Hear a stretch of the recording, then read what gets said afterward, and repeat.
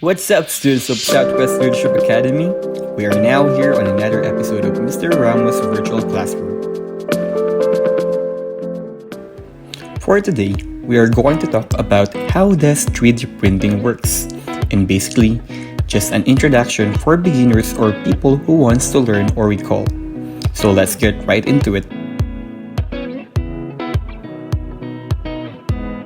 3D printing technology has already changed the way how we produce objects, from tools and toys to clothing and even body parts. 3D printing refers to a technology that allows someone to make a three-dimensional object on a computer-controlled machine. The object being printed must first be designed and modeled using a computer-aided design or the CAD program.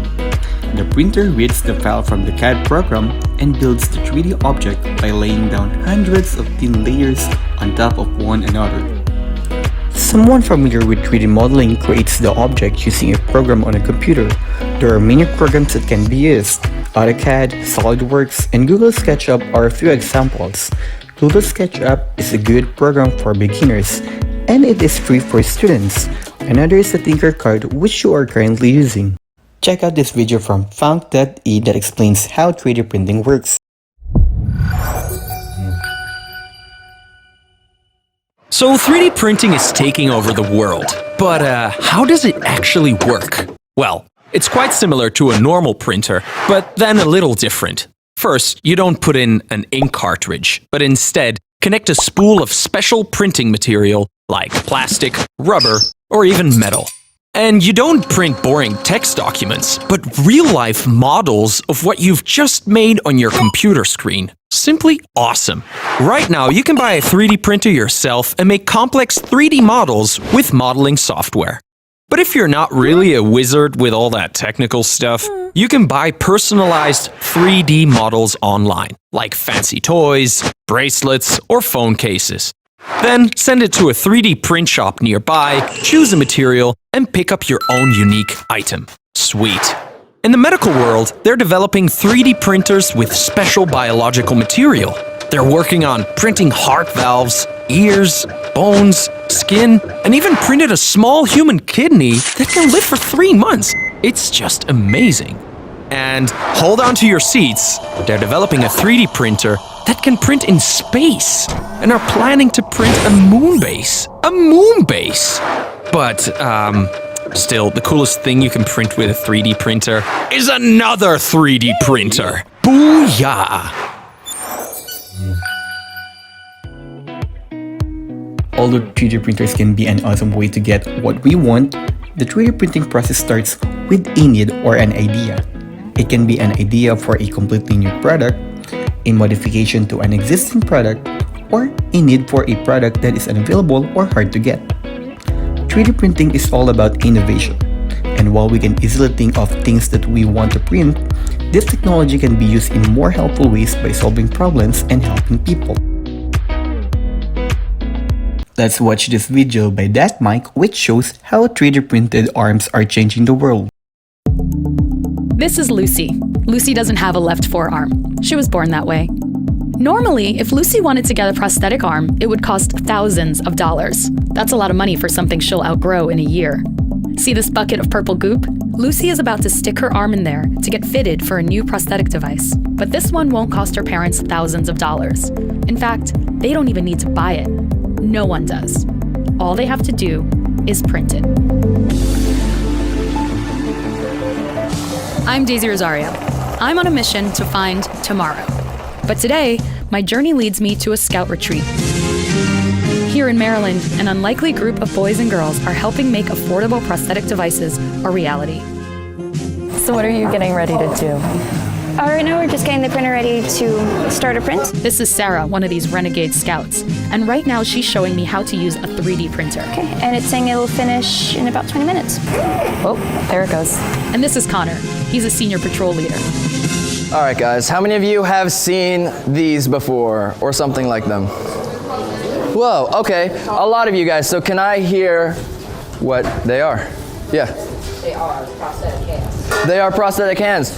What was that? From a 3D printer, absolutely. This is a youth-run retreat. so the Scout leaders can essentially talk about whatever they want. Everybody go like this? Today, they're talking about how to print hands for kids like Lucy. And while interest amongst the Scouts is quickly growing, they can't possibly keep up with the demand themselves. Every year, roughly 1,000 babies are born missing all or part of a limb in the US alone. These Scouts are part of a worldwide network of volunteers with help coming in from youth groups, schools, makerspaces, and basement laboratories. And if you ask any of those people who's behind this global operation, they'll all point to a research scientist at RIT named John Shull. How did you find your way to this? You know, about 26 months ago, instead of preparing a class, I was looking at videos on YouTube. I came across one about a South African carpenter who had a shop accident and accidentally cut the fingers off one hand and was told that partial hand prosthetics are really expensive and hard to come by. He went to Google and he found his way to Ivan Owen, a puppet maker and prop maker in Washington State, who had made a great big mechanical hand controlled by fingers as a great big puppet for a movie scene. And together they worked for over a year designing this hand, and he explained that they had eventually come upon a way of 3D printing this device, that they had eventually come to recognize that this device could be helpful not just for people who had fingers chopped off in a wood shop, but, for example, for people born missing fingers and hands. And he mentioned that he was putting the design online. YouTube video comments are typically the most demoralizing literary genre in the history of mankind. In this case, there were a number of people who said, this is really great what this guy is doing, I would do that. And so I called their bluff. John created a simple map and left a YouTube comment of his own. Volunteers with 3D printers quickly started to show up. And not just a couple, a lot. So now, if someone like Lucy needs a hand, her family can check John's map and find someone near them who can make it. In other words, it worked. Now I'm gonna try to swim with it? All right. What started with John's map has snowballed to become a worldwide network called eNable. While medical-grade prosthetics can cost many thousands of dollars, the eNable network makes arms for about $45 worth of materials and delivers them to children in need at no cost. These devices are completely mechanical, using movement from the recipient's existing limbs to allow them to grasp objects. It's not a perfect solution, but eNable is constantly refining it. Lucy, I think this is the one you had at home, right? You're interested in showing us what you can do with it? Lucy has been working with John for over a year now to help develop a new model of 3D printed arm for the eNable network. And did that come out? Let's see, what'd you do? Came out. It came out. No. That's I was okay. pushing it in. You're right. Okay, so there you go, you did it. That's something we can fix. We'll call that the Lucy bolt. Okay, we'll work on that. Currently, eNable can produce and iterate on its devices without government restriction. But even if that doesn't last forever, momentum is on John's side. Our real mission is just to get these innovations into the hands of everyone who needs them every which way we can while we're in this window of opportunity. So far, eNable has delivered hands in 37 countries and recently received a $600,000 grant from Google.org. eNable plans to reduce production costs from $45 to $25 and give away 6,000 prosthetics in the next 2 years. But John thinks hands and arms are just the beginning. This general internet collaboration scheme is almost certainly going to lead to participatory medicine, advances in nutrition and pharmaceuticals. I think it really means that there's a new era of crowd science and technology that is really going to change things in a very exciting and democratizing way. So, what started as a YouTube comment turned into one of the most inspiring philanthropic efforts of the 21st century. And if that's possible, well, why stop there? What would you like to see next? Is there anything else you'd like to be able to do? A cartwheel and I want one that shoots out candy.